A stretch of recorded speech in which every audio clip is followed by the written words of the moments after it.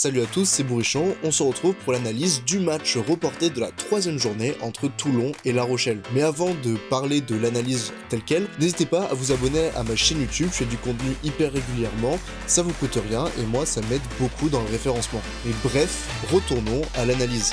Déjà, au niveau de l'état de forme, on avait un Toulon qui était solide à domicile et qui pour moi est une des équipes les plus en forme de ce début de championnat, face à un La Rochelle qui a enchaîné 3 victoires d'affilée, dont une à l'extérieur, à Lyon. Donc sur le papier, on avait un beau match qui allait se profiler. Mais bon, avec les déclats d'Ogara dans la semaine sur le potentiel forfait et tout ce qui s'en est suivi, je savais que le match n'allait pas forcément être à la hauteur des espérances et de ce qui aurait pu être sur le papier, du fait que La Rochelle n'allait pas forcément cibler ce match. Et c'est pour ça que dès le départ, en fait, les Toulonnais ont pris à la gorge les Rochelais. Ils étaient bien plus entreprenants. Offensivement, ils enchaînaient les belles séquences avec une alternance entre le jeu d'avant, qui était dominateur par ailleurs, et le jeu de trois quarts, ou en tout cas le jeu tourné vers les extérieurs. Ils vont marquer assez rapidement et mener 12-0, je crois, assez rapidement. Mais cependant, après le deuxième essai qui marque, celui de Ferté, il va y avoir un petit coup de mou, La Rochelle va remettre la main sur le ballon et enchaîner avec un temps fort, clairement, entre d'abord un essai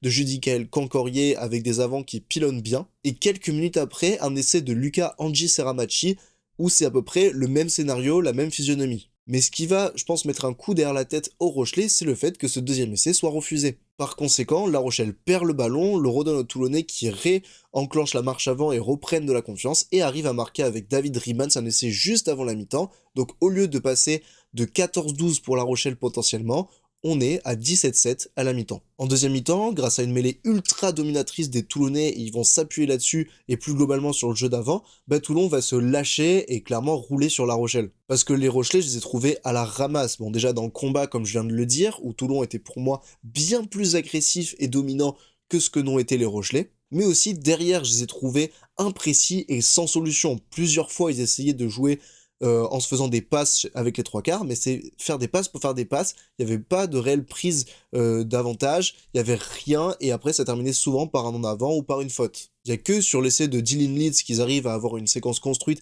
avec pour le coup les avants qui font le taf, et après les trois quarts qui concluent, mais à part ça, La Rochelle, en seconde mi-temps, ça a été très compliqué. Les avants d'ailleurs, je les trouvais souvent en retard en fait sur les zones de collision, parce que déjà ils étaient oxy vu qu'ils se faisaient dominer, donc c'était plus difficile pour eux de se replacer, tout ça, et forcément, c'est compliqué d'envoyer du jeu pour les trois quarts derrière. Alors qu'à Toulon, on a eu peut-être un peu moins de ballons, mais tout ce qu'on a fait, on a été précis globalement. Et c'est comme ça qu'ils prennent le bonus offensif, les Toulonnais, en marquant dès qu'ils peuvent. Ils ont marqué 3 essais sur cette seconde mi-temps, et donc ils retrouvent une deuxième place au classement assez méritée. On passe maintenant au top et au flop de ce match, et comme il n'y a eu qu'un seul match, je vais faire un petit peu ce que je fais quand il y a les finales top 14 cette fois-ci, sauf que là d'habitude je prends 3 joueurs par équipe en top et en flop, mais cette fois-ci je vais prendre juste un joueur de chaque équipe en top et en flop. En top, du côté de Toulon, je vais parler de Charles Olivon que j'ai trouvé vraiment impressionnant avec un rayon d'action hyper grand en fait pour son poste. Il a 8 courses, 50 mètres gagnés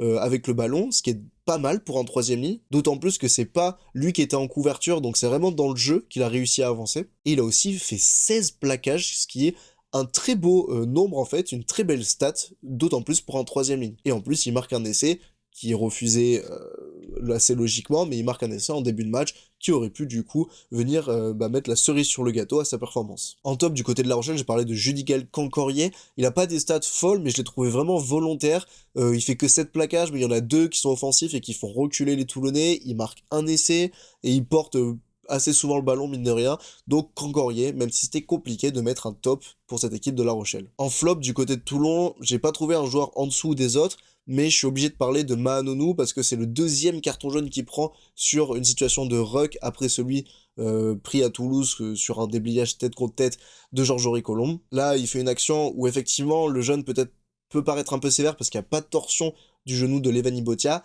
mais il aurait dû se maîtriser, et le deuxième en 2 matchs comme ça, faut qu'il apprenne à se maîtriser, surtout pour un joueur qui a une expérience de fou. Et en flop, du côté de La Rochelle, j'ai choisi de parler d'un autre centre, à savoir Simeli Donivoku, parce que en l'absence de plusieurs joueurs, il avait l'occasion de se montrer à La Rochelle et d'enfin intégrer pleinement ce groupe et une place de titulaire dans ce groupe Rochelet, mais malheureusement, je l'ai pas trouvé bon, que ce soit en défense, où je le trouvais assez perdu, et offensivement, je l'ai trouvé imprécis. Il a pas trouvé de solution dans le jeu, il a même fait un en avant un peu grossier. Il fait une passe sur une action dynamique de La Rochelle qui aurait pu enlever le bonus offensif à Toulon en fin de match, il fait une passe en avant, et enfin bref, j'ai pas trouvé bon sur ce match Siméli de niveau coup. Pour ce qui est du classement, Toulon donc réintègre le top 2, et c'est assez mérité au vu de la saison, je pense que c'est vraiment l'équipe la plus en forme de ce début de championnat. Et La Rochelle du coup n'est plus dans le top 6, ils sont 7ème à égalité de points avec le Stade Français, mais bon, c'est pas là-dessus, c'est pas sur ce match qu'ils jouaient leur saison, je savais très bien qu'ils l'avaient pas ciblé, donc c'est pas grave et c'est pas préjudiciable. Pour ce qui est des pronos maintenant, ce sera dans un peu plus d'une semaine. On a d'abord l'UBB qui reçoit Pau un vendredi soir au Stade Chaban, et vu la bonne forme des Bordelais en ce moment, je vais dire une victoire de Bordeaux avec le bonus offensif. Lyon reçoit Clermont, Lyon qui est en proie au doute en ce moment face à un Clermont qui, ça y est, a débloqué son compteur à l'extérieur en allant gagner à Montpellier. Je vois quand même les Lyonnais gagner, mais en laissant un bonus aux Clermontois. Le Racing reçoit Bayonne, et vu tout ce qui se passe à Bayonne en interne, je pense pas que ce soit le bon match pour les Bayonnais pour se relancer, donc je vais dire victoire du Racing avec le bonus offensif. La Rochelle reçoit Castres, et pour moi ce sera une victoire de La Rochelle. Montauban reçoit Toulouse, et pour moi je pense qu'il n'y aura pas de surprise, le Stade Toulousain ira gagner à Montauban, et je dirais même avec le bonus offensif. Perpignan reçoit Montpellier, et je vais miser sur la victoire des Perpignanais pour peut-être leur première victoire de la saison. Je me dis face à un Montpellier qui est sur courant alternatif en ce moment, il y a de quoi du coup avoir des espoirs pour une première victoire catalane. Et enfin, on a un énorme match entre le Stade Français et Toulon.